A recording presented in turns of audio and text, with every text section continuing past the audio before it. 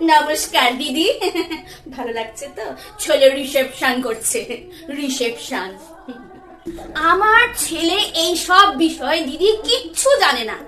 কি বিয়ে করতে হবে, কি করতে হবে, এইসব বিষয় ওর কোনো আগ্রহই ছিল না, জানেন?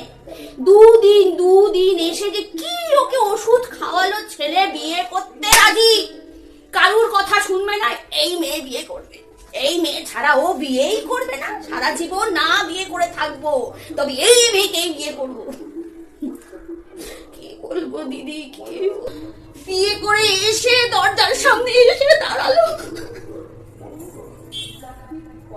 কি করবো? তখনও ছেলে জানে না কিছু। বউ বললো প্রণাম করো, বউ বলে দিচ্ছে প্রণাম করো, আমাকে ছেলে প্রণাম করেছে দিদি। মেনে নিলাম। এখন রিসেপশন হচ্ছে, রিসেপশন। শাশুড়িকে মা, তোমার মাও না, মা। মা মিষ্টি খেতে ভালোবাসে, তাও আমার ছেলে জানে। শাশুড়ি মানে মা। আরে তোর মাটাও তো মিষ্টি খেতে ভালোবাসে, জানিস না? জানিস তো?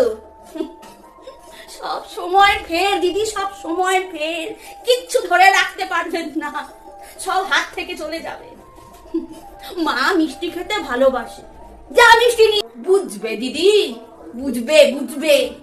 বাবা মা হোক, ওর ঘরেও ছেলে হোক, ছেলে বিয়ে করে আসুক, ঠিক বুঝবে কিভাবে বুকে কষ্ট নিয়ে মুখে হাসি রেখে ঘুরে বেড়াচ্ছি দিদি। এখন নাকি ফ্যাশন হয়েছে দিদি, বর বউ নাচে। আমি সঙ্গে সঙ্গে না করে দিয়েছি, না না। ও বাবা, ছেলে দেখি বৌমার সাথে এরম এরম এরম এরম করে নাচছে দিদি। আপনি জানতেই পারবেন না। আর ওদিকর বাবা ঠুটো জগন্নাথের মতো দাঁড়িয়ে রয়েছে। আরে কিছু বলো, পরে দিয়ে শোনাবে, জানেন? গজ গজ গজ গজ করবে, যত দোষ হবে এই আমার। সব দিক দিয়ে চলে মরি দিদি, সব দিক দিয়ে।